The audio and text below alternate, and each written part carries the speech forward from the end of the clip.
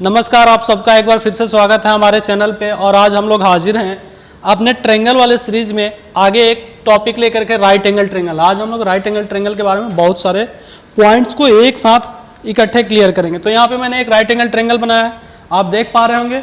और चलिए अब इसमें एक एक करके हम लोग पॉइंट्स को समझते हैं। राइट एंगल ट्रेंगल में आपको पता है कि ये परपेंडिकुलर, ये बेस और ये हाइपोटेनस, ठीक ना। अब इन तीनों में रिलेशन क्या है? इन तीनों में रिलेशन ये है कि परपेंडिकुलर का स्क्वायर और बेस का स्क्वायर आपके हाइपोटेनस के स्क्वायर के बराबर है। ये तो सबको पता है, ठीक है। इसके अलावा ट्रिगोनोमेट्रिक टर्म की भी बात यहीं पे कर ले। साइन का क्या रिलेशन है? Sine theta perpendicular by hypotenuse, cos theta base by hypotenuse, tan theta perpendicular by base. Sine का उल्टा cosec h by P, cos का उल्टा सेक h बाई बी और टैन का उल्टा कॉट। ये होता है b बाई पी। जब आप इसको उल्टा करके लिखते हैं तो आपको एक ध्यान होना चाहिए कि अलजेब्रा में एक क्वेश्चन फॉर्म होता है। अलजेब्रा में एक क्वेश्चन फॉर्म होता है x प्लस 1/x का इज इक्वल टू पी। तो अगर आप x की जगह पे साइन थीटा रखेंगे तो 1/x यानी 1/sin थीटा, यानी ये चेंज हो जाता है sine theta plus cosec theta is equal to P. यहाँ से क्वेश्चंस फॉर्म होते हैं। इसके अलावा cos theta plus 1/cos theta, यहाँ से भी क्वेश्चंस फॉर्म होते हैं। तो वो राइट एंगल प्रॉपर्टी पर बेस्ड होता है, ठीक है। तो ये तो राइट एंगल ट्रेंगल है। और राइट एंगल ट्रेंगल का ये पहचान का ये तरीका है कि P square plus B square बराबर एच स्क्वायर। और ये हमने ट्रिगोनोमेट्रिक टर्म के बारे में भी बात किया। अब जब ऐसा 3 नंबर जो इस थ्योरम को सेटिस्फाई करे, पाइथागोरस थ्योरम को सेटिस्फाई करे, ऐसे 3 नंबर को हम लोग बोलते हैं ट्रिपलेट नंबर। ऐसे 3 नंबर को हम लोग बोलते हैं ट्रिपलेट नंबर। आप किसी भी नंबर का ट्रिपलेट नंबर बना सकते हैं। जैसे मैं कहना क्या चाह रहा हूँ, आप कोई एक ऑड नंबर लीजिए, जैसे 5 हमारे पास एक ऑड नंबर है, तो 5 का स्क्वायर कर लीजिए 25, और 25 को लगातार 2 नंबर में ब्रेक कर दीजिए। 25 को लगातार 2 नंबर में 12 और 13, तो 5 के साथ कौन ट्रिपलेट बनाएगा? 12 और 13। 5, 12, 13 का ट्रिपलेट बनता है। अगर हमको पता करना हो कि 7 के साथ कौन ट्रिपलेट बनाता है, तो 7 का स्क्वायर कर लीजिए 49, इसको लगातार 2 नंबर में तोड़िए 24 और 25, तो 7 के साथ ट्रिपलेट बनाएगा 7, 24 और 25, ये ट्रिपलेट बनेगा। अब अगर हमको पता करना हो 9 के साथ कौन ट्रिपलेट बनाएगा, तो 9 का स्क्वायर कर लीजिए 81, 81 को 2 पार्ट में तोड़ लीजिए 40 और 41, तो 9, 40 और 41 ट्रिपलेट बनाएंगे, ठीक है। तो ये ट्रिपलेट बनाएंगे। तो मैंने तो केवल ऑड नंबर्स के लिए बताया, ऑड नंबर्स के लिए बताया। तो अगर आप चाहें तो इसको इवन नंबर्स के लिए भी कर सकते हैं। अगर हम चाहें तो इसमें 2 से मल्टीप्लाई करें, जैसे इसको डबल करेंगे आप ना, तो ये हो जाएगा 10, 24, 26, ये भी ट्रिपलेट बनाएगा। 10, 24 और 26 ये भी ट्रिपलेट बनाता है। ट्रिपलेट क्या होता है? ऐसा 3 नंबर का पेयर जो पाइथागोरस थ्योरम को सेटिस्फाई कर रहा होता है, उसको हम लोग ट्रिपलेट बोलते हैं, ठीक ना। अब ऑड नंबर का तरीका मैंने बता दिया, अब इसको एक बार देख सकते हैं। मैंने क्या बताया? 5 है, एक ऑड नंबर है, उसका स्क्वायर करें और उस स्क्वायर को 2 पार्ट में तोड़ दीजिए लगातार 2 नंबर में, 5, 12, 13। वैसे ही 7 का, वैसे ही 9 का। अब ये तो ऑड वाले हो गए। ऑड वाले को आप डबल, ट्रिपल, 4 गुना, 5 गुना करते चलेंगे तो वो सारा नंबर ट्रिपलेट नंबर बनता चलता है, ठीक ना। तो इस तरीके से आप ट्रिपलेट नंबर्स याद रखेंगे। ट्रिपलेट नंबर याद रखने से बेनिफिट क्या होगा कि आपका कैलकुलेशन आसान होगा। आगे ट्रिगोनोमेट्रिक टर्म में चाहे ज्योमेट्री में आपको राइट एंगल ट्रेंगल में कैलकुलेशन आसान हो जाएंगे, ठीक है। तो ये तो हुआ हमारा राइट एंगल का ये टर्म।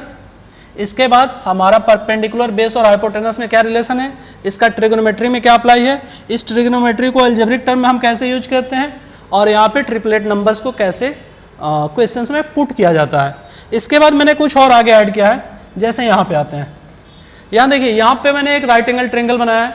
राइट एंगल ट्रेंगल में एक आपको ये दिखाई दे रहा होगा, यहाँ पर एक परपेंडिकुलर ड्रॉ किया गया है। ये मैंने यहाँ पे परपेंडिकुलर ड्रॉ किया है, ये परपेंडिकुलर है, ठीक ना। तो परपेंडिकुलर्स में क्या रिलेशन होता है? अगर ये P है, ये B है और ये पूरा H है, और अगर ये परपेंडिकुलर का नाम मैं D रख रहा हूं, तो आपको कुछ पॉइंट्स याद रखने होंगे। ये डी क्या होता है, perpendicular into base by hypotenuse, perpendicular into base by hypotenuse. ठीक है, ये डी आ जाएगा आपका। ये मैं डायरेक्ट यहाँ पे लिखवा रहा हूँ, क्लासेस रहती तो मैं इसे डिराइव करके बताता, लेकिन टाइम कम है इसलिए मैं इसे थोड़ा फास्ट में मैं बता रहा हूँ। डायरेक्ट इस फॉर्मूले को आप याद रखेंगे। और एक चीज़ ज़रा देखिए, अगर आपको बी चाहिए तो P इंटू डी कर लीजिए और रूट अंडर, अच्छा ये थोड़ा सा मेरा गड़बड़ हो गया, इसको मैं छोटा कर लूँ, यहाँ से आप कर सकते हैं root under P A square minus D square. अगर आपको P चाहिए तो आप B इंटू डी कर लेंगे, B into D by root under B square minus D square. और अगर D चाहिए तो P इंटू बी, और इसी चीज़ को हम कैसे लिख सकते हैं, H को root under P A square plus B square. ठीक ना। और अगर कहीं आपको ये ऊपर वाला हिस्सा ये चाहिए, मान लीजिए ये x दिया गया है, ये x दिया गया है, यहाँ पर अगर मान लीजिए कि ये लंबाई पूरा हमको x दिया गया है, ओहो ये मेरा थोड़ा उल्टा चल जा रहा है, चलिए देखते हैं। ये अगर मान लीजिए कि यहाँ पर x दिया गया और ये y दिया गया, तो अगर आपको यहाँ से यहाँ तक का लेंथ x निकालना हो तो x का लेंथ आप याद रखेंगे p का स्क्वायर डिवाइडेड बाई h, और अगर आपको y का लेंथ निकालना हो तो b का स्क्वायर डिवाइडेड बाई h। यहाँ से आप इसको डायरेक्ट फाइंड आउट कर सकते हैं। और मैंने देखा है कि एसएससी सीजीएल में या सीडीएस के पेपर्स में यहाँ से लगातार क्वेश्चंस पूछे जाते हैं इस थ्योरम पर। तो मैं ये शॉर्ट वीडियो में मैं आपको ये बताना चाह रहा हूँ कि ये थ्योरम आप डायरेक्ट याद रखें, जो जो फार्मूलाज यहाँ पे निकल के आ रहे हैं उनको आप डायरेक्ट याद रखें। बाकी इसको प्रूव करना ट्रिगोनोमेट्रिक टर्म्स, हम इसे प्रूव आसानी से कर सकते हैं। ठीक है, प्रूव करने के बजाय आप इसे डायरेक्ट याद रखें तो ज़्यादा अच्छा होगा। कुछ और पॉइंट्स मैं आपको यहाँ पे क्लियर कराऊँ। यहाँ पे मैंने 3 अलग अलग ट्रेंगल्स बनाए हैं, ठीक ना। पहले तो मैं इसको यहाँ से हटा दूँ थोड़ी देर के लिए, इसे लास्ट में देखा जाएगा। हाँ चलिए, ये मैंने पहला जो ट्रेंगल बनाया राइट एंगल ट्रेंगल, इसमें ये ए बी और सी परपेंडिकुलर, बेस और हाइट, हाइपोटेनस, इसके बाहर से सर्कल जाएगा तो उसका रेडियस कहलाएगा कैपिटल आर। और अगर ये ए बी सी एक ट्रेंगल है जिसमें ये परपेंडिकुलर, ये बेस और ये हाइपोटेनस है, इसके अंदर से ट्रेंगल जाएगा तो कहलाएगा स्मॉल आर। मैंने लास्ट वीडियो में इसको समझाया भी था कि अगर बाहर से सर्कल जाएगा तो कैपिटल आर सर्कम सर्कल बोलते हैं, अंदर से सर्कल जाएगा तो इन सर्कल बोलते हैं स्मॉल आर। और इसको हम लोग यहाँ पर क्या करते हैं तो हाइपोटेनस बाई 2, ये आपको डायरेक्ट याद होना चाहिए, हाइपोटेनस बाई 2, ठीक ना। और अगर आपको स्मॉल आर चाहिए तो ये होता है perpendicular plus base minus hypotenuse by 2।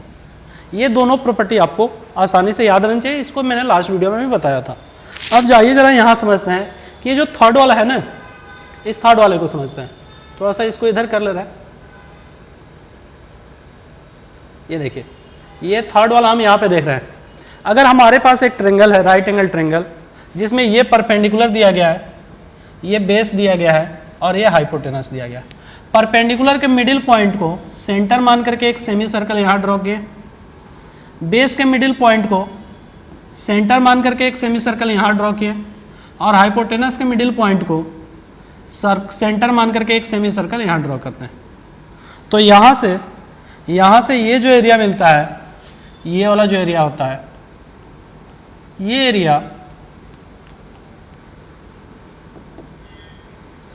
Area उतना ही होगा जितना कि आपके ट्रेंगल का एरिया। तो एरिया ऑफ साइडेड रीजन, ये आपका हो जाएगा एरिया ऑफ ट्रेंगल यानी 1/2 इंटू परपेंडिकुलर इंटू बेस के बराबर। ये आप डायरेक्ट याद रखेंगे, ठीक ना। इसे डराइव भी किया जा सकता है, लेकिन डराइव करने के बजाय आप इसे डायरेक्ट याद रखें। अगर आपके पास टाइम है अभी तो आराम से बैठ करके ये सेमी सर्कल निकालिए, वो सेमी सर्कल निकालिए और ये सेमी सर्कल का एरिया निकालिए। तीनों में देखिए कि कौन सा इंक्लूड हुआ है, कौन सा एक्सक्लूड हुआ है। फिर वहाँ से माइनस करके आप जब एरिया फाइंड आउट करेंगे तो आपको यही रिजल्ट मिलेगा। तो हम लोग इसे डायरेक्ट अप्लाई करते हैं, एक बार इसे डिराइव कर लेते हैं फिर इसको डायरेक्ट अप्लाई करते हैं, ठीक ना। अब आगे आते हैं और हमारे पास एक और स्लाइड बच गया, ये स्लाइड। यहाँ पर आप देख रहे होंगे कि हमने एक राइट एंगल ट्रायंगल बनाया है और उसमें स्क्वायर बनाया है, और इस स्क्वायर में यहाँ पर ये राइट एंगल ट्रायंगल में ABC, ये परपेंडिकुलर है, ये बेस है और ये हाइपोटेनस है, और हमें इसका साइड चाहिए A, ये चाहिए A, ठीक ना। तो अगर आप यहाँ पर, आपको पता है कि ये राइट एंगल ट्रायंगल है, तो यहाँ पर 90 डिग्री होगा, यहाँ भी 90 डिग्री होगा, यहाँ भी 90 डिग्री होगा, बचा ये वाला भी 90 डिग्री होगा। तो अगर यहाँ पे थीटा होगा तो ये 90 और थीटा वाला एंगल यहाँ बन रहा है, तो इसमें भी 90 और थीटा, यहाँ भी क्या हो जाएगा, फिर थीटा हो जाएगा, क्योंकि ये लाइन इस लाइन के पैरेलल भी होगा, 90 90 वाला तो पैरेलल हो जाएगा, तो यहाँ थीटा तो वहाँ भी थीटा। अब यहाँ से अगर राइट एंगल ट्रायंगल में और साइड्स में रिलेशन निकाला जाए तो रिलेशन निकल सकते हैं, ठीक ना। यहाँ से राइट एंगल ट्रायंगल में और साइड्स में अगर हम रिलेशन निकालें तो रिलेशन निकल सकता है, ठीक है। आइए ज़रा समझते हैं कैसे। ये हो जाएगा हमारे पास, ये हो जाएगा यहाँ से इस वाले ट्रायंगल में हम अप्लाई करेंगे tan theta is equal to, और अगर हम एक काम करें यहाँ पे एक परपेंडिकुलर भी ड्रॉ कर दें, यहाँ से एक परपेंडिकुलर भी ड्रॉ कर दें, ठीक ना, तो ये 45 हो जाएगा, उधर भी 45, उधर 90 हुआ है, तो इधर भी कितना बचेगा, ये 45, तो ये भी परपेंडिकुलर हो जाएगा। यानी इसमें जो डायगोनल आएगा, अभी हम लोग थोड़ी देर पहले पिछले वाले स्लाइड पे देखे थे, यहाँ पे हम लोगों ने देखा था कि ये बीच वाला लेंथ शुरुआत वाले में, यहाँ पे कि ये बीच वाला लेंथ कैसे आ रहा था, P into B by H से आ रहा था। तो यहाँ पर भी हमारा ये जो डायगोनल होगा, डायगोनल D आ जाएगा P into B by H, ठीक ना। अब अगर आपको डायगोनल पता है किसी स्क्वायर का, अगर डायगोनल पता है तो साइड क्या होता है, साइड होता है डायगोनल बाई रूट 2। तो डायगोनल बाई रूट 2 करेंगे तो यहाँ से आपको साइड मिल जाएगा, और साइड मिल जाएगा आपको P into B by H और बाई में रूट 2। तो यहाँ से साइड आ जाएगा, तो आप एरिया भी निकाल पाएंगे और पेरीमीटर भी निकाल पाएंगे, ठीक ना। अब एक और लास्ट हमारे पास ये है जिसमें M और N वाला है, ठीक ना। इसमें M और N क्या है जरा मैं बता रहा हूँ। देखिए हमारे पास एक राइट एंगल ट्रायंगल है, यहाँ पर A B और यहाँ पर C, ये परपेंडिकुलर है, ये बेस है जो कि हमें दिया नहीं गया है, और ये हाइपोटेनस है, ये हाइपोटेनस है। तीनों में से किसी का लेंथ नहीं पता है, हमें क्या पता है केवल और केवल, तो यहाँ पर M और N का लेंथ पता है। अब हमको पता करना है कि इसका एरिया क्या आएगा। तो अगर हम यहाँ पे थीटा माने तो यहाँ भी थीटा होगा, यहाँ भी थीटा होगा, और अगर ये साइड A है तो ये साइड भी A होगा। अब आप इस ट्रायंगल में ध्यान से देखेंगे, इस ट्रायंगल में हम लिख सकते हैं A by N is equal to sine theta, perpendicular by base sine theta हो जाएगा। और इस ट्रायंगल में आप देख रहे होंगे base by A by M लिखेंगे तो वो मिल जाएगा कॉस थीटा।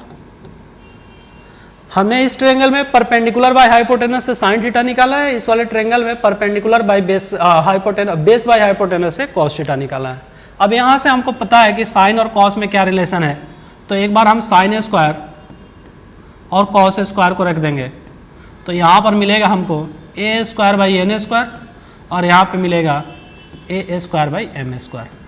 अगर हम दोनों को ऐड कर दें तो इस तरफ हमें मिल जाएगा 1, और इधर मिलेगा A square by N square plus A square by M square.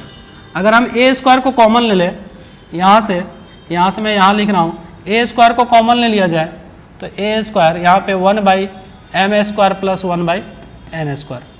अब इसको आप इधर लेके आ जाएंगे तो ये जब डिनोमिनेटर में आएगा और आप सिंप्लीफाई करेंगे तो ये हो जाएगा 1 by M square plus 1 by N square is equal to A square.